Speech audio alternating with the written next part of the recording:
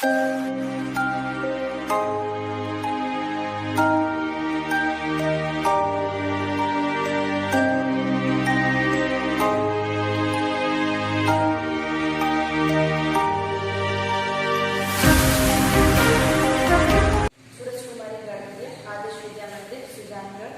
Classes में आज हम पढ़ेंगे 12th का 4th लेसन मांग की लोच।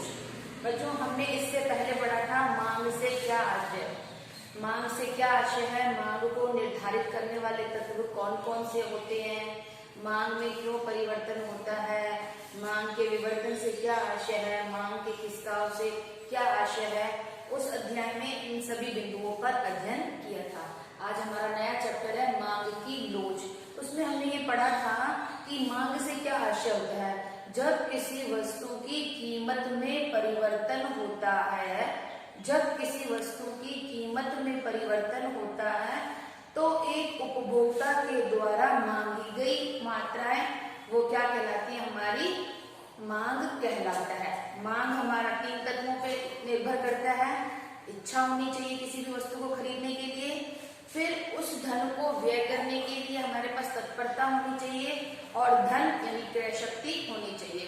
धन होना चाहिए, इच्छा होनी चाहिए, और उस धन को खर्च करने की तत्परता होनी चाहिए। ये हमने मांग के अंदर पढ़ा कि मांग को ज्ञात करने के लिए ये 3 तत्व होना आवश्यक है। इसके साथ साथ में कीमत और समय का भी ध्यान में रखा जाता है। अब हम ये कहते हैं कि जब किसी वस्तु की कीमत में कमी होती है तो मांग में क्या प्रभाव पड़ता है। इसको ज्ञात करने के लिए हम किसका करते हैं, मांग की लोच को। जब किसी वस्तु की कीमत में कमी होती है तो एक उपभोक्ता में उसकी कितनी क्या करते हैं, मांग करता है। कितना शब्द आ जाता है वो क्या बताता है, मांग की लोच को बता देता है। इसको बोलते हैं इलास्टिसिटी, कि जब किसी वस्तु की कीमत में कमी होती है तो मांग में क्या प्रभाव पड़ता है, अधिक होगी या कम होगी। पर कितना शब्द उसके साथ में जुड़ जाता है, कितना कम। मांग वाले लेसन में हमने सिर्फ ये पढ़ा था कि कीमत कम होने पर क्या होता है, वस्तु की मांग में क्या हो जाती है, अधिक हो जाती है। लेकिन कितना अधिक होती है या कितना कम होता है, इसको हम इस नए लेसन में मांग की लोच, इलास्टिसिटी ऑफ द डिमांड के अंतर्गत पढ़ेंगे। इसके अंतर्गत हमारी बहुत सारी आ जाती हैं, मांग की लोच के लिए ज्ञात करने की विधियां आ जाती हैं। तो इसके अंतर्गत सबसे पहले हम पढ़ेंगे कीमत विधि। कीमत विधि के अंतर्गत इसका सूत्र होता है कीमत लोच। कीमत लोच का सूत्र होता है वस्तु की मांग में परिवर्तन, प्रतिशत परिवर्तन बटा वस्तु की कीमत में प्रतिशत परिवर्तन। कि वस्तु की जो मांग की जाती है उसमें कितना प्रतिशत परिवर्तन आ जाता है, उसमें किसका भाग लगा दिया जाता है, वस्तु की कीमत में प्रतिशत परिवर्तन। यहाँ ये शब्द प्रतिशत परिवर्तन माने कितना शब्द, कि किसी वस्तु की कीमत मांग में कितना परिवर्तन आएगा, जब वस्तु की कीमत में कितना प्रतिशत कम होगी या कम अधिक होगी। कीमत के कारण, कीमत परिवर्तन के कारण मांग में कितना प्रतिशत परिवर्तन आएगा, ये हम कीमत लोच के द्वारा ज्ञात करते हैं। इसके ज्ञात करने की 3 विधियां हैं। कुल व्यय विधि, दूसरा अनुपातिक विधि, यहाँ इसका दूसरा नाम है प्रतिशत विधि, और तीसरी होती है हमारी ज्यामिति विधि। ज्यामिति विधि, प्रतिशत या अनुपातिक विधि और कुल व्यय विधि, यह हमारी मांग की लोच ज्ञात करने की 3 विधियां हैं। इन 3 विधियों में हम आज सबसे पहले पढ़ रहे हैं ज्यामितिक विधि। कौन सी पढ़ रहे हैं, ज्यामितिक विधि। ज्यामितिक विधि का दूसरा नाम है बिंदु विधि। बिंदु विधि इसीलिए कहते हैं क्योंकि इसके अंतर्गत, इस विधि के अंतर्गत मांग की लोच ज्ञात करने के लिए एक सरल रेखा के ऊपर विभिन्न बिंदुओं के द्वारा मांग की लोच को क्या किया जाता है, ज्ञात किया जाता है। इसलिए हम इसको क्या बोलते हैं, बिंदु विधि या फिर ज्यामितिक विधि कहते हैं। अब इसका सूत्र क्या होता है, मांग की लोच ज्यामिति का सूत्र होता है P से नीचे का भाग बटा P से ऊपर का भाग। अगर इतना से देखें, नीचे के भाग में ऊपर के का भाग का क्या कर देते थे, भाग लगा देते हैं तो हमारा क्या आ जाता है, मांग की लोच ज्यामिति विधि के द्वारा ज्ञात करते हैं। Pn बटा Pm इसका सूत्र है। अब हम इस रेखा चित्र के अंतर्गत देखते हैं कि किस प्रकार से हम ज्यामिति विधि के द्वारा मांग की लोच को ज्ञात करते हैं। सबसे पहले हम लेते हैं P बिंदु। P बिंदु पर हम देख रहे हैं मांग की लोच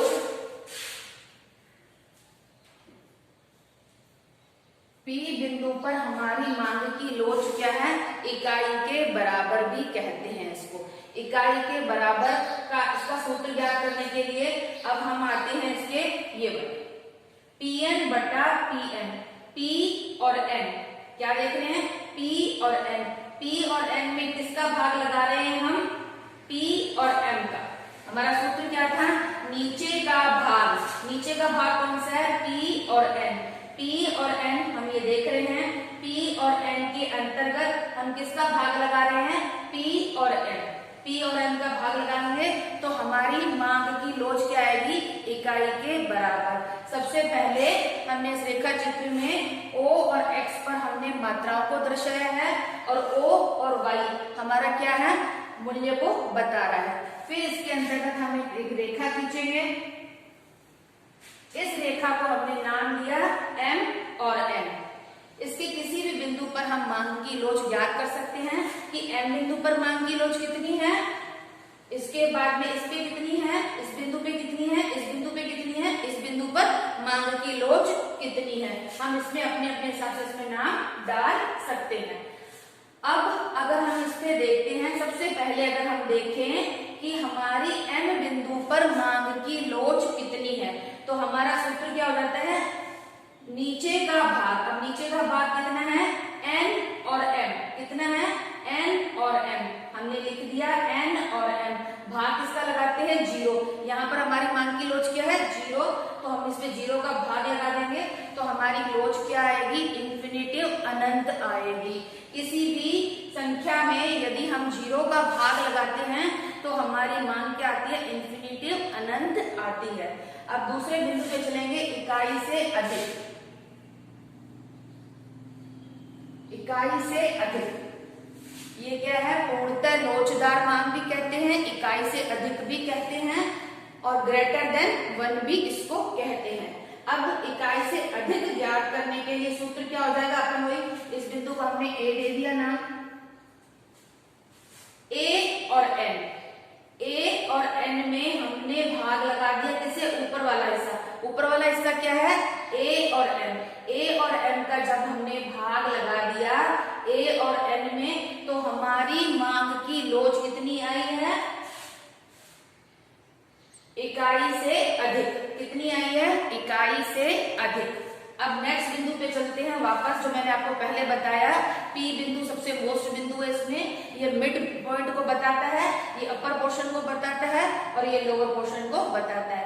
ये बिंदु से ऊपरी भाग, ये बीच मध्य बिंदु और ये बाद में नीचे का बिंदु को बताता है। अब हम देखेंगे P बिंदु पर मांग की लोच कितनी है। P बिंदु पर मांग की लोच इकाई के बराबर है। हमारे सूत्र के अकॉर्डिंग चलेंगे, निचला भाग कौन सा है, N और P।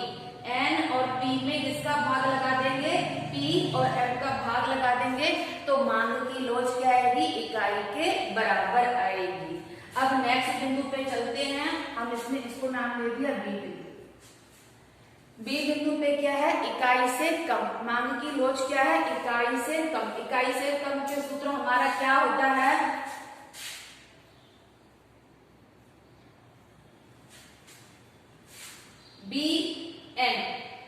BN बटा BM। BN बटा BM। हमारा BN में BM का भाग लगा देंगे, निचले भाग में ऊपरी भाग लगा देंगे तो कौन सी मांग आ जाएगी, इकाई से कम। अब लास्ट बिंदु पे चलते हैं, यहाँ पर हमारा क्या है, 0 है। 0 में हम किसका भाग लगा रहे हैं, N और M। N और M मतलब ऊपर वाले भाग लगाएंगे तो क्या हमारी मांग की लोच क्या आएगी, 0 आएगी। फिर से समझ लो बेटा, हम पढ़ रहे हैं आज कीमत लोच की विभिन्न प्रकार की विधियां। कीमत लोच के विभिन्न प्रकार की विधियों को 3 भागों में बांटा गया है, कुल व्यय विधि, दूसरी आनुपातिक या प्रतिशत विधि, तीसरी ज्यामितिक विधि। तो आज हम सबसे पहले ज्यामिति विधि पढ़ रहे हैं।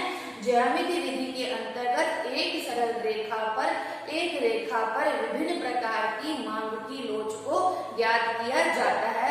इसका सूत्र होता है हमारा नीचे का भाग बटा ऊपर का भाग, नीचे का भाग बटा ऊपर का भाग। नीचे वाले भाग में हम ऊपर वाले भाग का भाग लगा देते हैं तो वह हमारा क्या करता है, मांग की लोच को बताता है। ज्यामिति विधि को बिंदु विधि भी कहते हैं। ज्यामिति विधि को बिंदु विधि इसलिए कहते हैं क्योंकि इसके अंतर्गत एक रेखा पर विभिन्न प्रकार के बिंदुओं को अंकित किया जाता है और इन बिंदुओं के माध्यम से ये ज्ञात किया जाता है कि हमारी मांग की लोच कितनी है। मांग की लोच अनंत है, मांग की लोच इकाई से अधिक है, मांग की लोच इकाई से कम है, मांग की लोच इकाई के बराबर है या फिर मांग की लोच 0 है। ये 5 प्रकार की 1, 2, 3, 4, 5 ये 5 प्रकार की स्थितियां हमें ये बताते हैं कि हमारी मांग की लोच कैसी है। इकाई से अधिक है, इकाई के बराबर है, इकाई के कम है, 0 है या अनंत है। इकाई से अधिक का नाम दूसरा क्या है, पूर्णतः लोचदार होता है और इकाई से जो हमारी लास्ट वाला बिंदु है ये बेलोचदार मांग को बताता है।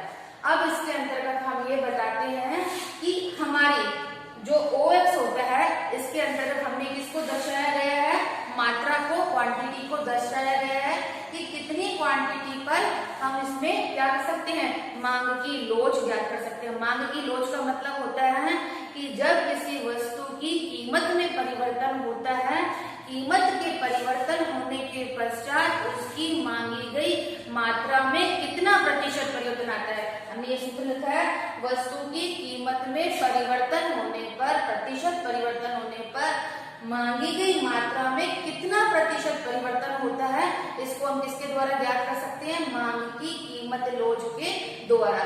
इसके अलावा आड़ी मांग और आय वाली भी है, वो हमारे कोर्स में नहीं है। 12th में केवल आपकी एक ही मांग की लोच है, कीमत लोच। कीमत लोच का सूत्र है वस्तु की मांग में प्रतिशत परिवर्तन बटा वस्तु की कीमत में प्रतिशत परिवर्तन। यानी कीमत के कम होने पर मांगी गई मात्रा में कितना प्रतिशत परिवर्तन आता है, यह हमको मांग की लोच में, इलास्टिसिटी परिवर्तन में हमको बताया जाता है।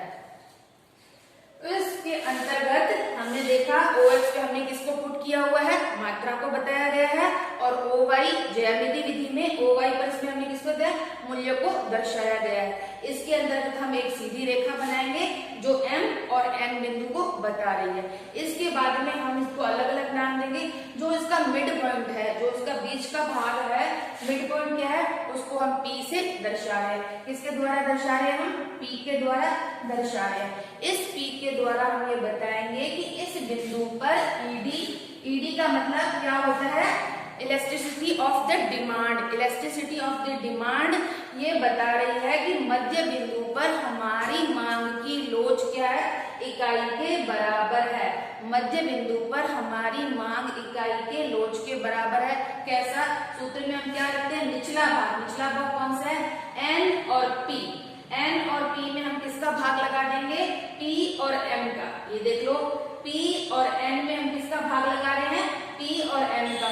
तो हमारी मांग क्या आ रही है, इकाई के बराबर ज्यामिति विधि के द्वारा ज्ञात हो रही है।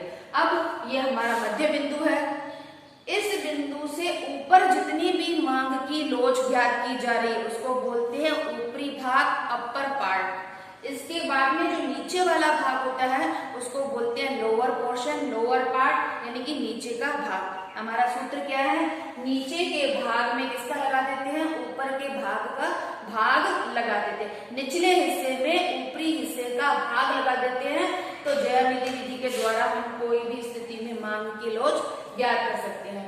अब हम यदि अपन फर्स्ट वाले बिंदु पे चलें, M बिंदु पर हमारी मांग की लोच क्या है, इन्फिनिटिव अनंत है। उसको सूत्र के द्वारा ज्ञात करेंगे। अब इसके निचले का भाग कौन सा है, N और M पे हमने किसका भाग लगा दिया, ऊपर कुछ भी नहीं है का मतलब होता है 0, तो हमने 0 का भाग लगा दिया। वैसे भी यदि संख्या में 0 का भाग लगा देते हैं तो हमारी मांग क्या आती है, इन्फिनिटिव अनंत को बताती है। अब दूसरे बिंदु, इसको हमने ए नाम दे दिया, ए बिंदु पर हमारी मांग की लोच कैसी है। अब हम देखेंगे ईडी इसमें कितनी है, ग्रेटर देन 1, यानी कि इकाई से अधिक। इकाई से अधिक ज्ञात सूत्र करने का सूत्र क्या है, वही नीचे का हिस्सा बटा ऊपरी हिस्सा। नीचे का हिस्सा हमारा कितना है, n और a, या बोल दो a और n बटा n और m। हमने यही किया है, a और n बटा a और m। इस बिंदु पर मांग की लोच क्या है, हमारी इकाई से अधिक को बता रही है। अब नेक्स्ट बिंदु हम आएंगे बी।